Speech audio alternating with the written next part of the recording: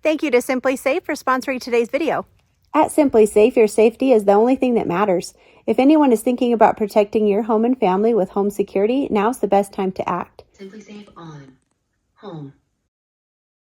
With the busy holiday season, we have peace of mind knowing that our home is protected while we are away or even while we are at home hosting guests. Simply Safe's 24/7 professional monitoring is now powered by Fast Protect technology exclusively from Simply Safe. When a threat is detected, their monitoring professionals promptly contact you and dispatch first responders to your home, even if you're away or unable to respond. You can have Simply Safe delivered straight to your door, and the setup is so easy. Simply Safe costs less than $1 a day, and there are no long-term contracts, and you can start and stop with no hidden fees. There's no safe like Simply Safe. Save 20% on your Simply Safe security system during Simply Safe's biggest sale of the year. Visit simplysafe.com/redpoppyranch to customize yours.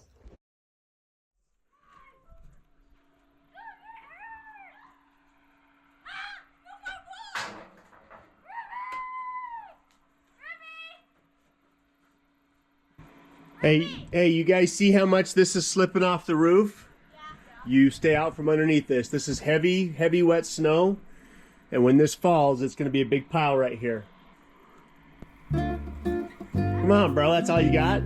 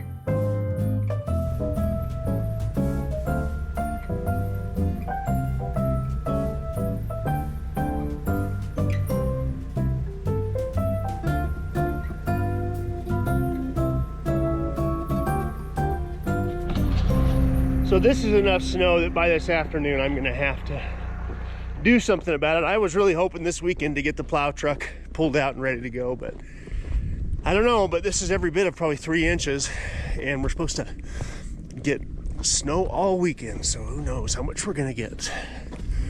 I gotta get the plow truck done.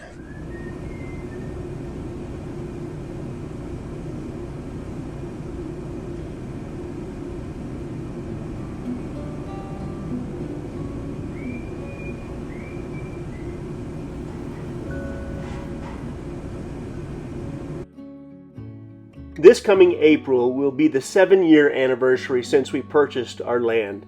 And I can tell you right now, we've never had this much snow on the ground before Christmas. So typically I wouldn't even be plowing snow until after the first of the year. But this year, I'm behind the proverbial 8 ball because the plow truck's not finished. But I'm not willing to compromise on how I'm building the flatbed, so at this point I just need to get the flatbed finished and finished the way I want it.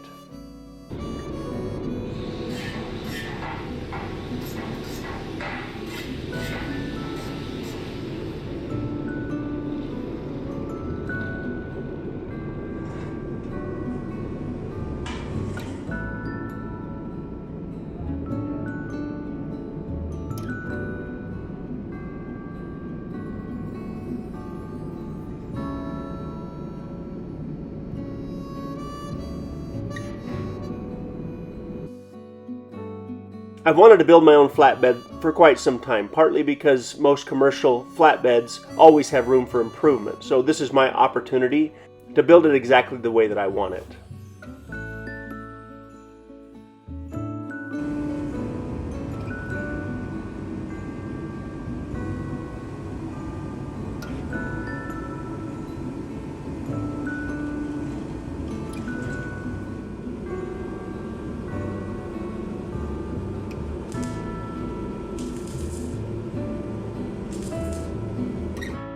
So this flatbed is a mixture of all the flatbeds that I've seen over the years that I liked.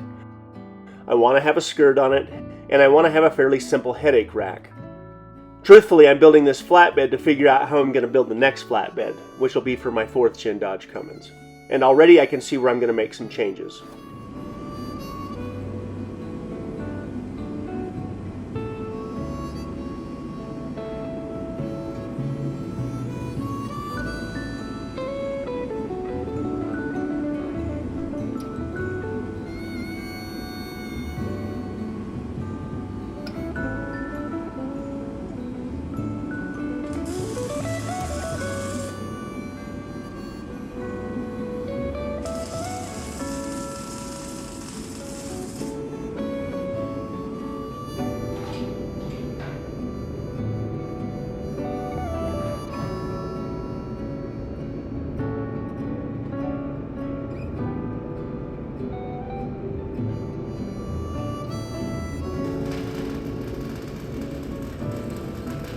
But except for the amount of time I've spent behind the grinder, I've had a blast building this.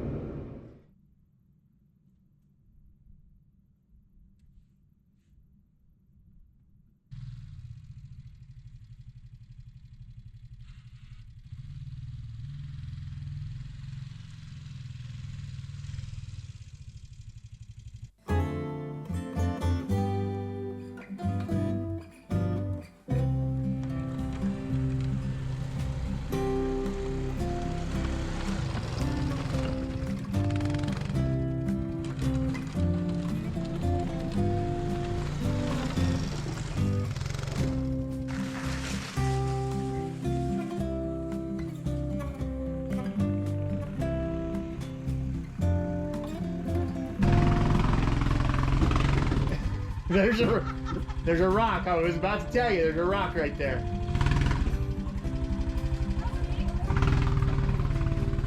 I asked her to help me with some of the snow around the house, her and the kids. Cedar jumps on the wheeler and she's having all the fun a girl could have. But we're supposed to get like another 4 to 6 inches of snow overnight, so.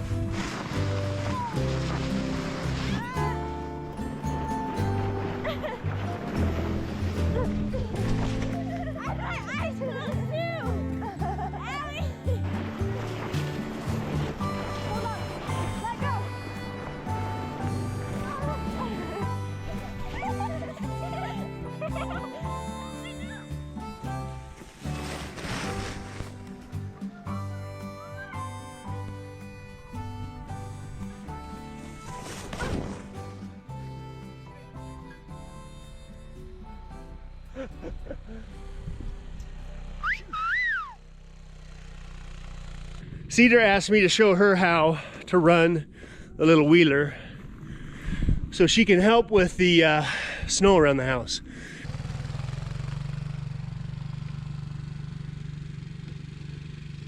The snow's been so crazy so far this year that I'm really kind of behind on managing the snow right here by the house. And so Cedar asked me to show her how to run the wheeler, and she's doing an amazing job, so I can work on the plow truck. She said she's having the time of her life, so I'm going to let her do it.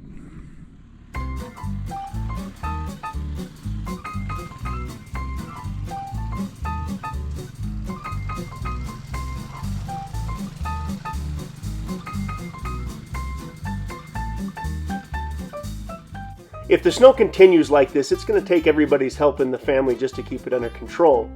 Up until this point, I've never asked Cedar to use the four-wheeler to move snow around, but she's a natural, and she's found herself a new job.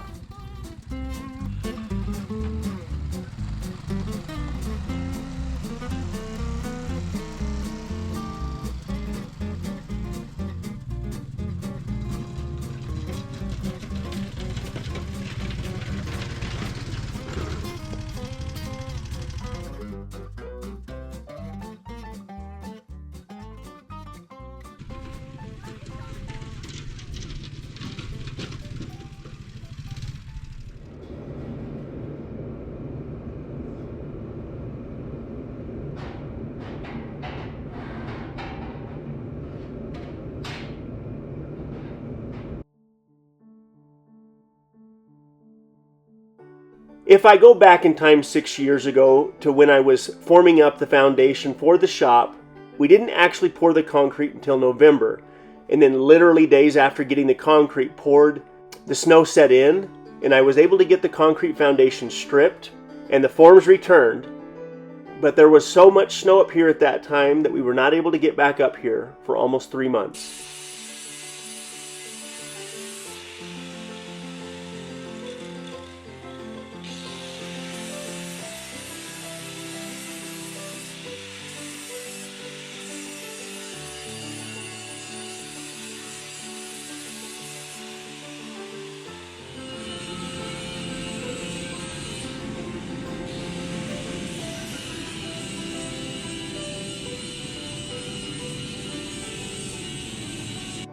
So if you asked me how much snow we actually get up here in a year, I wouldn't know how to answer that question because the answer is usually a lot, but who knows?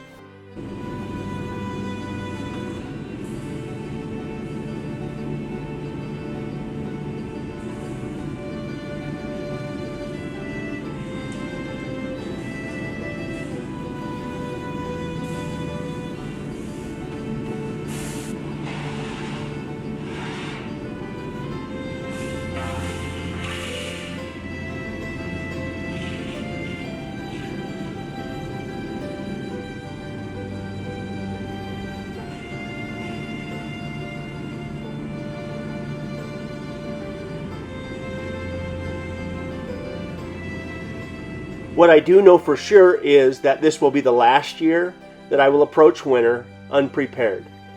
We live in an environment where I need to have backup tools, so above and beyond the plow truck, I need a skid steer and a snowblower.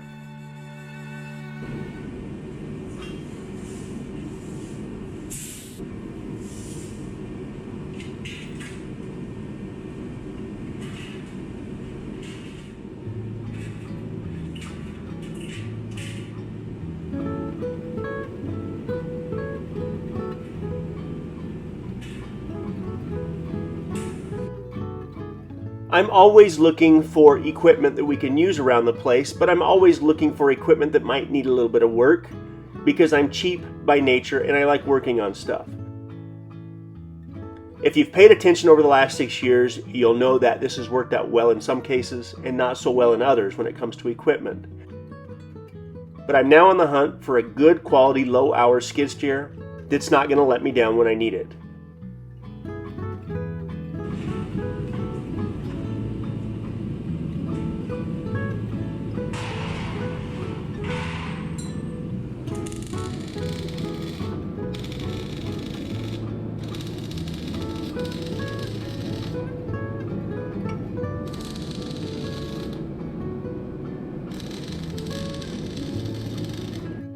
There's a time and a place when being cheap can be expensive, but at this exact moment, in the heavy equipment markets, the price of equipment is going down every single day. But over the last couple of years, a lot of very interesting gray market equipment has found its way into the markets, and I don't want to get caught in that mess again. So whatever I buy, I want to make sure I know the history and that the machine's going to be dependable.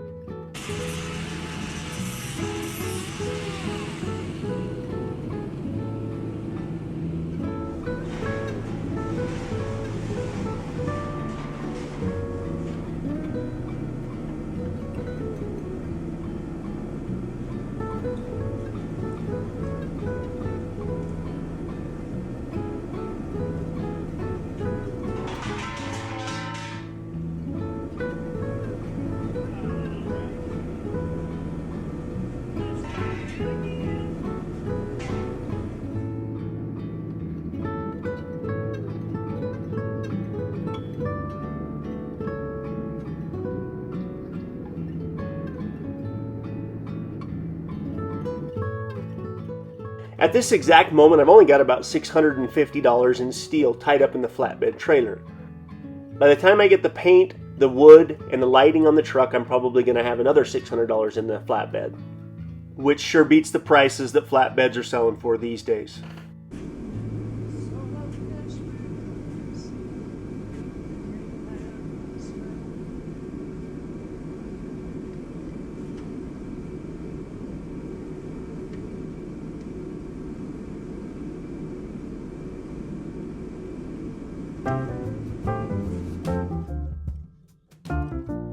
I'm getting more and more comfortable with this Hobart welder, and it's a little bit temperamental, but as long as you got gas, ironically it welds pretty good. I ran out of mixed gas the other night, and it only took me about 45 minutes to figure out why my welds looked the way they looked. Where's the grinder?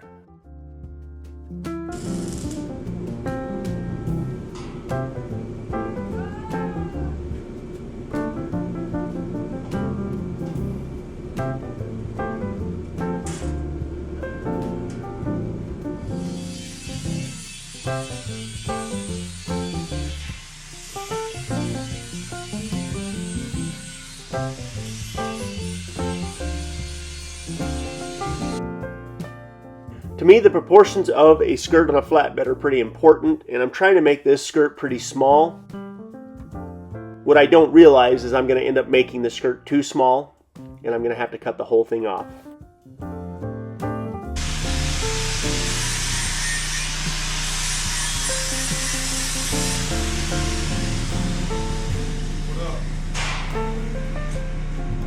Where she sits.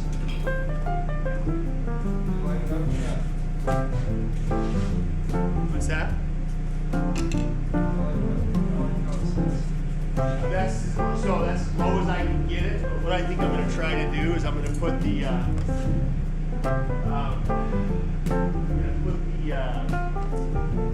stake beds.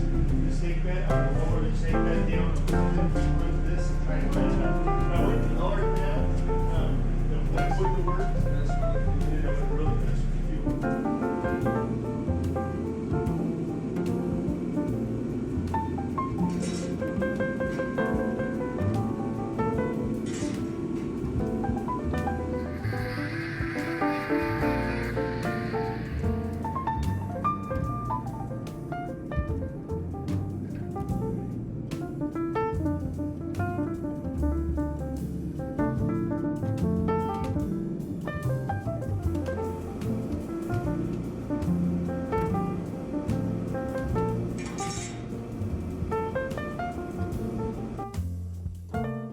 If my welds looked the way that I wanted them to look, and I spent a lot less time behind the angle grinder, I would most certainly be done with the flatbed by now.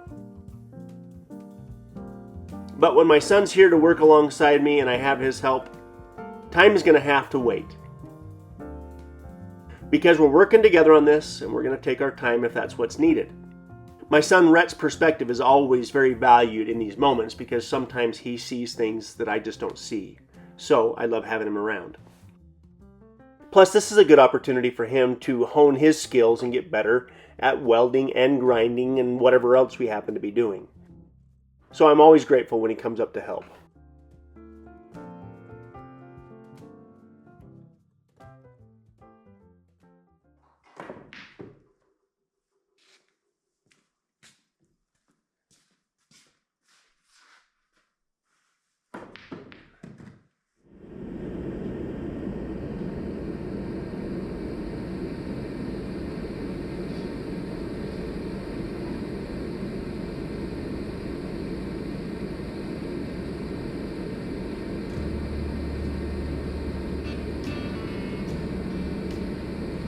The problem with angle grinders and welding is you can take off too much weld with an angle grinder very quick and ultimately weaken the structure. So with some of the thinner steel, there's a delicate balance of how much weld to take off and how much to leave to make it look as good as it can. But ideally, the angle grinder gets used very little.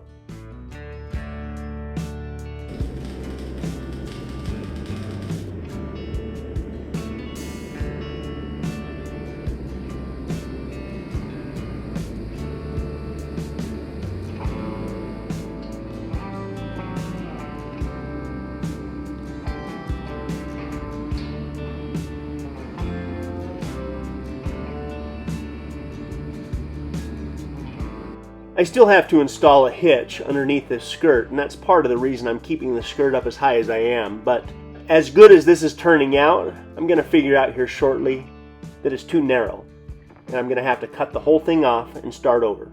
These compound angles sure look good when they're done right, but the problem with them is if you have to change something, it changes absolutely everything. So if I had measured a little bit more and paid a little bit closer attention to how these oval taillights go in, I would have realized it was going to be too tight.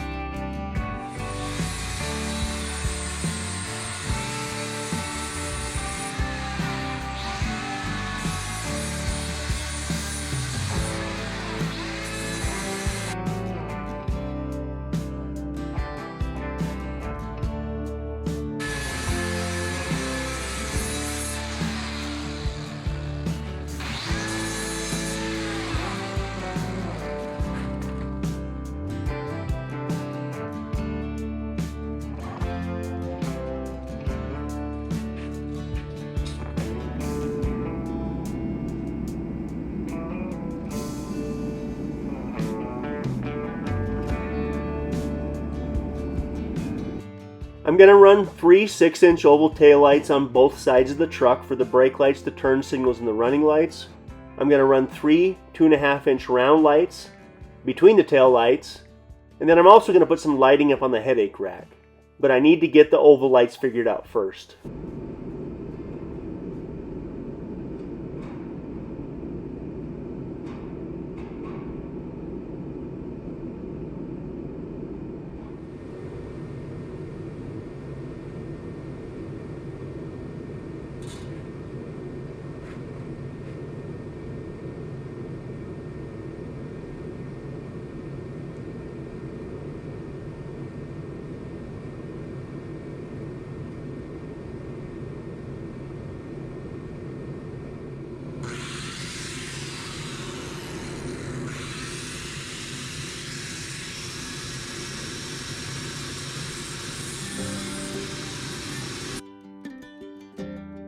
So somewhere in this moment is where I figure out that the last 4 hours that I've spent working on this skirt was completely pointless, and the 6-inch oval tail lights are not going to work.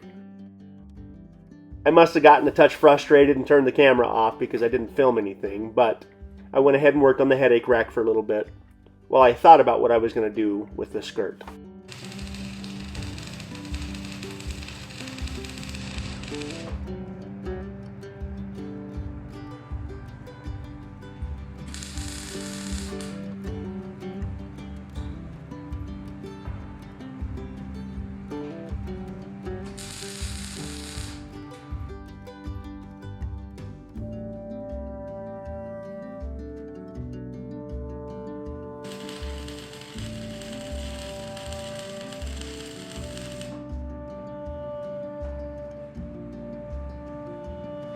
This is what heavy snow does to the trees around here.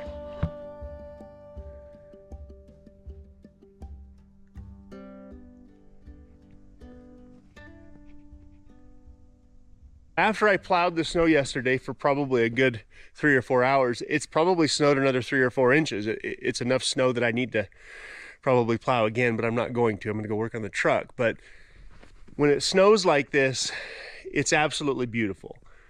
But it breaks trees, as you can see. It breaks trees off, and any trees that are not healthy or that have any rot in them this time of year typically get taken care of. So already the snow's starting to fall. It's beautiful. It really is. It's absolutely beautiful. But now there's enough snow on the ground that I need to plow again. So I got to get in the shop and work on the plow truck.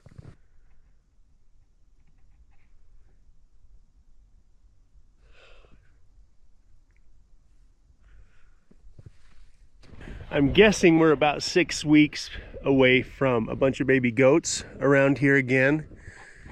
But because we've had so much snow this year, we've already got a bunch of snow building up, and I'm probably going to have to get in here with a skid steer and clean this up.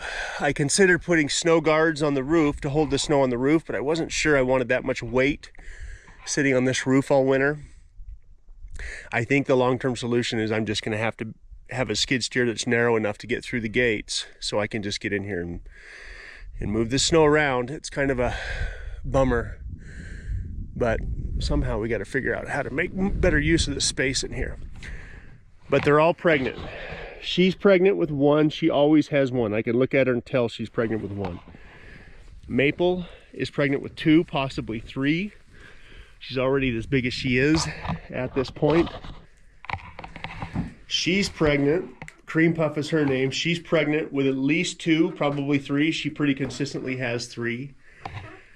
I'm guessing this guy's got 2. That guy might have 1, maybe 2. So again, we could have a dozen baby goats running around here pretty easily. But when we get this much snow this early, it's always an opportunity to try and figure out what we can do differently and how we can better manage this next year. Every year, something changes every single year. We've never had this much snow before Christmas, ever. But what's crazy is I was saying the same thing last year. So we probably have over 2 feet of snow that's accumulated, and I can't ever remember a time that that's happened. So for the last 4 days or so, we have had a woodpecker. That's not its Linnaean name, but it's a bird that we've had up here a few times, actually a few years back. If you guys have been watching for the long haul, there he is. On the front, you can barely see it. On the front of the little playhouse for the kids. There's a nesting pair that's been hanging around for a couple of days, and they are woodpeckers. And we had one a few years back that I made a video about, and the bird ended up dying for some reason, and I found the bird. And every once in a while, these birds show back up, and they are protected, and I think they're even endangered. So I try to just make their lives a tiny bit uncomfortable until they go somewhere else, but they're trying to find a loose knot on my siding somewhere to start digging a hole. I try to make a little bit of noise to scare them off. It's a beautiful morning, a really beautiful morning. It's supposed to get really cold though in the next 3 or 4 days. All right, I had my first little hiccup last night, and I'm kind of bummed, and I've been thinking about all night long how to deal with this. Matter of fact, I went into the local auto parts store, and I spent almost $400 on LED lighting for the trailer because I want it to look good and I want it to last. But the 6-inch ovals that I want to use after the gaskets, it's going to be too tight. And so I have to extend this, which is a real bummer. It's not that big of a deal, but it's going to change the angles, and I'm probably going to waste half the day on it. But I got to get this truck done. I got to get the transfer case leak fixed today. That's my goal, is to get that fixed today. And to get the skirt done, get all the welding done so I can get this thing painted and get the truck out there pushing snow.